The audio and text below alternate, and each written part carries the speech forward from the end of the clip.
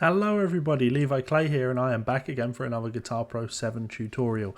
This time we really are going to look at note input, how to input notes into Guitar Pro 7. If you missed my last video where I show you how to create files in Guitar Pro and to go through the settings and deal with making a file the way you want, all that boring stuff, you can go back and check that video out on my channel. But this one is going to be about getting you actually using the software, I promise. So let's take a look at it. Now I've got my file open in Guitar Pro 7, and there are obviously lots of ways that we can input notes in Guitar Pro 7. The thing to deal with primarily to understand is that we have this panel on our left that contains information on what to do with a note. But I'll deal with that in a second. What we need to do first of all is go into our tablature over here, and I can control my tablature by pressing up and down and my arrow keys. I guess you could click where you want things to be, up and down on my arrow keys, and then pressing numbers. So if I want to play the 5th fret on the B string, I go to the B string and I press number 5 on my keyboard. Wonderful. Now, from here, it's worth just stopping, just taking a moment to familiarize yourself with what all of these buttons over here do. Now, many of them should be obvious. Clef. What clef do we want? Well, this is a nerdy little thing to deal with, but treble clef is going to work for most people in most settings. But we do have the options for a bass clef, a tenor and alto clef.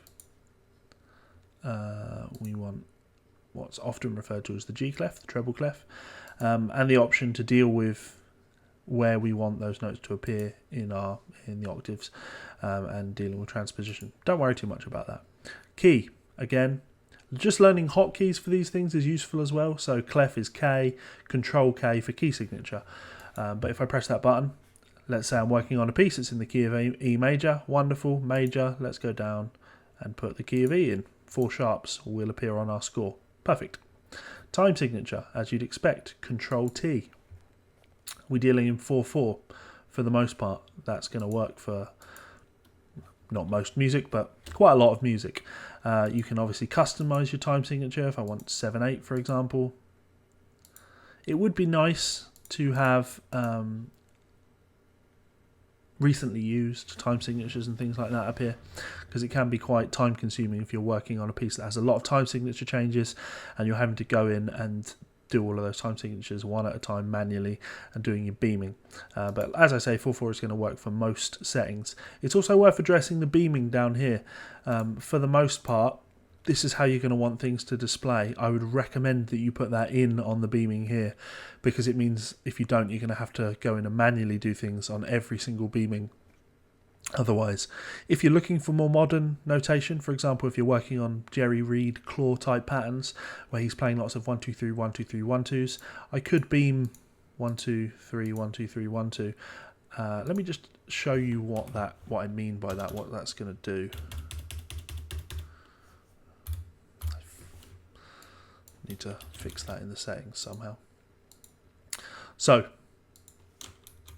as you can see, Control T for time signature, my 8th notes have been beamed 1 2 3 1 2 3 1 2. Now that's definitely non-standard, and if I saw that published in a book, I would cringe. Don't do it. But what I'm getting at is your default is going to look like this. Ooh. Default is going to look like this, where there's no beaming between our 8th notes, and a professional score will obviously look like that, where our 8th notes are beamed together. Next up, we have our Triplet Feel. That's Control and / apparently. This is one that you're only ever going to need to deal with once. And just dealing with triplets in your music, you know the difference between triplet 8ths, sorry, I thought it was at the start of the score there. Let's pretend that didn't happen. Triplet 8ths. So actually it's worth just listening to before. Put a loop on. And adding in that triplet 8th. As we can see, that's now going to play as da da da da da da da da. Great. But we do have other options. Triplet 16ths. which won't do anything in this setting. That would work if I change these to 16th notes and beaming, disgusting. Now we get the same effect but on 16th. Rather than da da da da da da da da da, we have a triplet feel there, which is cool. Dotted eighths, so this means that our 2 8th notes are going to play as da da da da da da da, which is a much harder swing feel, which isn't cool. Dotted 16ths, same thing, but for 16th notes. Then you've got the Scottish 8th, the Scotch triplet, Scotch swing, which gives you da da da da da da da da. It's kind of like a backwards swing feel. And then finally, Scotch 16ths. But we want no triplet feel at this point. I'm just going to get rid of that because that's ugly.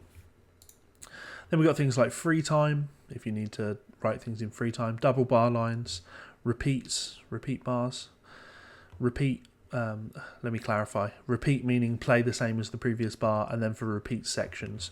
So if I want that section to repeat, I put in a start repeat and an end repeat, and I get to put how many times I would like that to repeat. So I'd like that to play 4 times, and that will display for me. Perfect.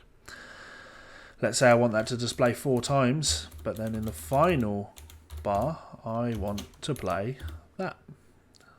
That's where our first and alternate endings come in. So under here, I will click my alternate endings, and I want this to play the first, second, and third time, and then I want that to play on the 4th time. So that will give me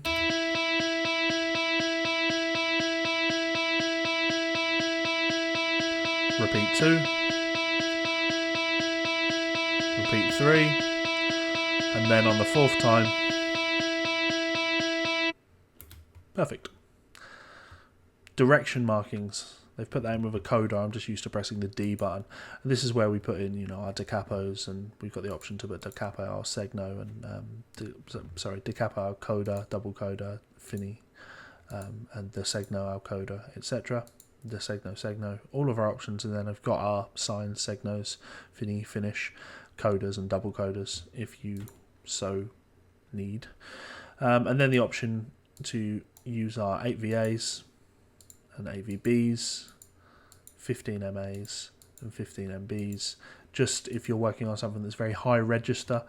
For example, if these were all, let me do that. Let's say we're writing something that's really, really high up like this.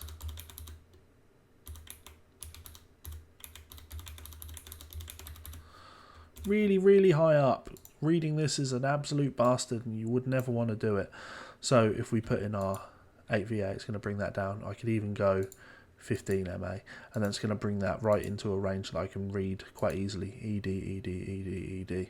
That's a lot easier to read than that. I look at that and go, bah, shit, what notes are they? Okay, so that's our top section. I just thought it was worth going through those. The more important ones for you are going to be these buttons here. So these buttons indicate what note value is being displayed on the score. So if we jump back to where we were a second ago, I put this note in 5th fret on the B string. If I want my phrase, if my phrase consists of 8th notes, for example, I have the option to come over here and click 8th note. So that note will become an 8th note. Then I can then press right on my arrow key, put in another 5. And as we can see, that's going to play as an 8th note. If I go right again, if I want to put in another note, this time though, I want that note to be a quarter note. I click quarter note and press 5. Wonderful. Let's write some more uninspired music. Press right. Now I want a half note. So I can click half note and press 5. And that's going to display. Right on my arrow. Job done. Now that's not how I input notes personally, because when we hover over each one of these notes, what you'll see, whole note, half note, they all have the same hotkey, and that's +/-. And what that means is when I put my note in, I can press plus, and that will make the note one shorter, so 16th, 32nd, 64th, and I can press minus to make my notes longer in length. Now that may seem like something that you probably won't use, but let me assure you, look, watch, if I need to write out something like that, you can see that I'm doing that quite effectively by going through and using the plus and minus keys. Now the beaming is all fucked up on it because I set the beaming options to the bad way. Well, it's actually the good way, but you know, guitar, you can't expect Guitar Pro to, you know, be good. So I wrote those rhythms out very quickly by using the plus and minus keys, and that's a very, very quick and effective way of doing things versus pressing 5, coming over here and pressing 16th note, putting another 5 in and then pressing 8th note, 7, putting a 5 in and then pressing 16th note. When you do that, you're going between mouse and keyboard, and that's not great. I actually don't tend not to touch my mouse. In fact, I can put that mouse here, so I reach for my mouse. That just happened, so I can delete all these. Look, if I have my mouse here, I can still input all of my notes in any way I need to. Let's make that dotted, and you know, let's put a triplet in for good measure. You know, all of my rhythms can be done, and I'm holding my mouse. So I'm just keeping my hand on the keyboard, which saves your wrists, which is, you know, good. So there's obviously one other way that we can input notes. I guess there's two other ways, but we're not dealing with MIDI input at this stage. If I'm up here, I can use the neck, or I should be able to use the neck. Settings, I've not actually looked at what our settings are for this. Great, cool. So let's test it. Perfect. So if you don't want to press numbers, you're still going to have to deal with note rhythms and things. You know, to me, this is quite an ineffective way of doing things. But if you're a visual kind of player, great. If that's going to work for you, wonderful. It is going to require lots of, you know, arrow pressing and then mouse usage. It's definitely not as fast, at least for me at this stage. Not anything I'll be using, but maybe of use and interest to you. So it's also worth just going through and getting used to what, as I say, all of these other buttons do, and also, if possible, learning the hotkeys. So dotted notes. I can deal with a dotted note by pressing the full stop button. Is that right? I'm sure it's the star key. It is the star key. That's interesting. Oh, they both do the same thing. So in Guitar Pro 6, if you wanted to play a dotted note, you would press star on your number pad. In Guitar Pro 7 you can still use star, but you can also use full stop as well. Double dotted notes, is there a hotkey for that? Control plus, is that control plus comma, or is that dot? Who knows. Double dots, I never use them. Triplets, /, so just being able to press / to put in triplets, wonderful. Custom tuplets are kind of important, or you know, common tuplets, 2s, 4s, 5s, 6s, 7s, 9s, and then custom tuplets if we need a custom tuplet, which you don't see all that often. Like, one of the big problems that I have with Guitar Pro in general is that you can't do tuplets within tuplets, which is actually, at least I've not worked out a way to do tuplets within tuplets. If for some reason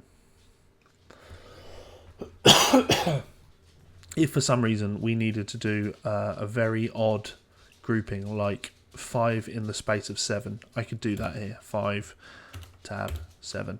5 notes played in the space of 7, these weird custom tuplets. So that option is there. Tie notes onto previous ones. So if we wanted this note to tie on from the previous note, I can come over here and press tie and it will tie across. Or I can hit the L key and it will do the same thing. And tie beats, same. Fermatas, so we want a note to hold, you can hit F, and it's nice that you have the option to have a long fermata, a medium fermata, or a short fermata. The thing I don't like about that is that in the software you can see, you know, if I click short it will give me that head. If I click medium, it will give me that head. If I click long, it will give me that head. But just by dragging automatically to those, you would think that it would, you know, display like that. Then we've got harmonics, so double flats, naturals, sharps, double sharps, and then change your accidentals. Changing accidentals is quite important if you're working in a teaching setting where you do something like, oh, I don't know, let's go Control K, let's put it back in the key of C. I guess I could have done this in E, but put it back in the key of C. So I'm doing, let's say I'm writing out the blues scale. 7 5 7 5 7 8 5 8 5 8 5. Just put a bend on that. Oh, design mode's up there now. We'll deal with design mode in another video. So if we take a look at this pentatonic scale I've just written out.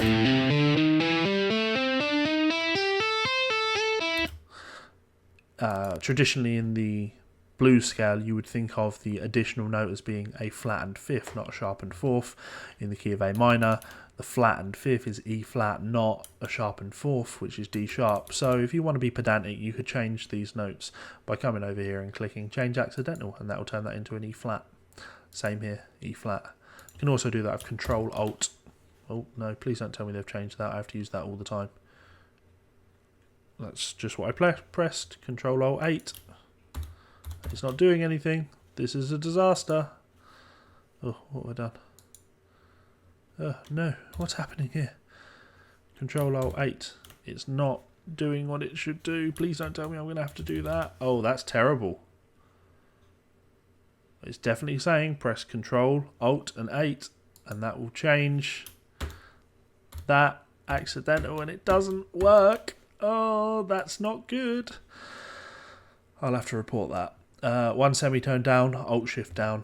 This is useful actually if you're doing something that there's transpositions in. So you know, you've got an exercise, play it in A, then you do the same thing, but you want it to be played in B.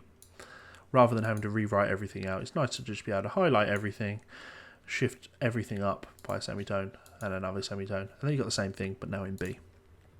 Dynamic markings, you may use them, hairpins and things like that for more dynamic markings. And then of course we have things like ghost notes, accents, heavy accents, staccato notes, legato, letting ring, palm muted notes, dead notes, dead slapped, which is the most stupid bit of notation I've ever seen, and whoever designed that should be fired immediately. Natural harmonics, artificial harmonics, bends, whammy bar, left hand vibrato, and you've got the option to right click that and have slight or wide. Whammy bar vibrato, again slight or wide. Pick slide up, pick slide down, legato slide, shift slide, slide in from below, slide in from above, slide out of downwards, slide out of upwards, hammer from nowhere, hammer and pull off, tap, slap, pop, left hand fingerings and right hand fingerings.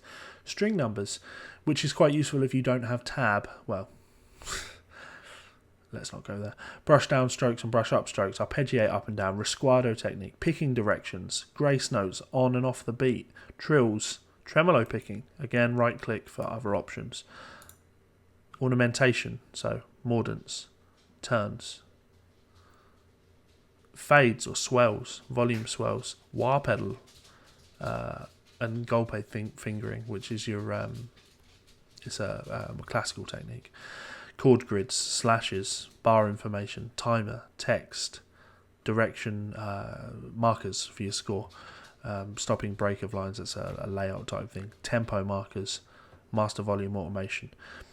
So what I'm going to recommend you do is, and this is good advice for anything, pick up any book of music that you have.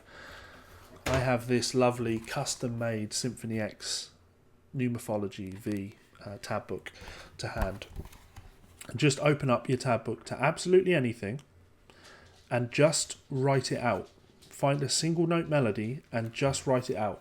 So if I go into this tab book, I could write out the riff. I'm just going to quickly write out the riff to Evolution. Now I work very quickly, as you might expect, because I've been doing this a long time now.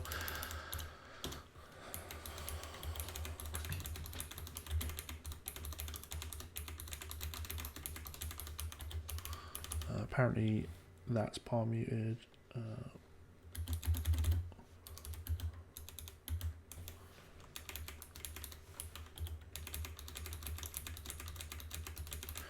See, when you're fast, oh, I don't know why I put 11 in there. When you're fast at this, Guitar Pro can be a really painless writing experience.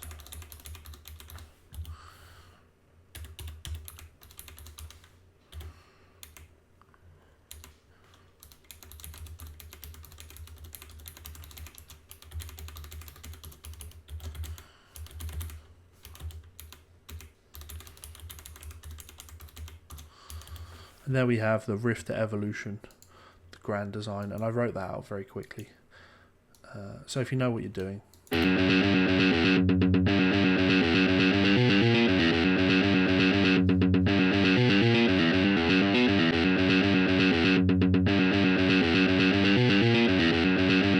You get the idea. So that's all we have for today. I would also like to extend an extreme level of gratitude to my wonderful supporters over on Patreon. You can see these beautiful people on screen right now. They support me at a $10 or more tier, which is absolutely amazing, and it really helps to keep me going, keep my channel going, keep me working, keep me creating content for you. So if you would like to support me on Patreon, you can do that by checking the link out in the description. And you can support me for as little as $1, though you can go the $10 route like these guys do. Lots of cool things that you get on there. Access to our exclusive patron-only group on Facebook, which is cool. Lots of fun stuff going on there. So yes, you can check that out by clicking the button in the top left. You can also subscribe by hitting that button in the bottom left. And you can check out a couple of my other videos up there. Doing that and telling your friends about this channel and hitting that comment button and leaving comments and likes and things like that really does help the channel. So if you are so inclined, please do that because it's much appreciated. Peace out, guys. It's been my pleasure to serve, entertain, hopefully inform, and I'll be back for another video again soon. Bye.